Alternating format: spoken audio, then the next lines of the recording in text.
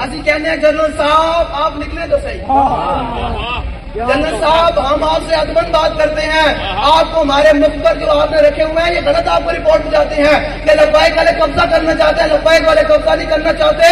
لبیک والے تو یہ چاہتے ہیں کل جب صلاح الدین ایوبی کھڑے ہوں, سلطان محمود غزنوی کھڑے ہوں, سلطان نور الدین زنگی کھڑے ہو, سلطان التمش کھڑا ہو, شہاب الدین قطبی کھڑا ہو, شہاب الدین غوری کھڑا ہو, قطب الدین ایبک کھڑا ہو, خالد بن ولید کھڑے ہو, مصنع کھڑے ہو, شرحبیل کھڑے ہو. کل قیامت والے دن تو ہم چاہتے ہیں صلاح الدین ایوبی کے پیچھے پیچھے آپ ہی ہمیں کھڑے ہوئے آواز لگے کہ سب سے پہلے بیت المقدس کو جس نے آزاد کرایا وہ فاروق اعظم ہے, دوسری دفعہ جس نے آزاد کرایا وہ صلاح الدین ایوبی ہے.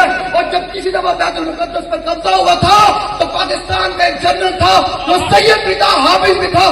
یہ وہ جنرل ہے جس نے ساری دنیا کی آنکھوں میں آنکھیں ڈال کر بیت المقدس کو آزاد کرایا. آپ کو آپ کے مجھ پر غلط رپورٹ کرتے ہیں.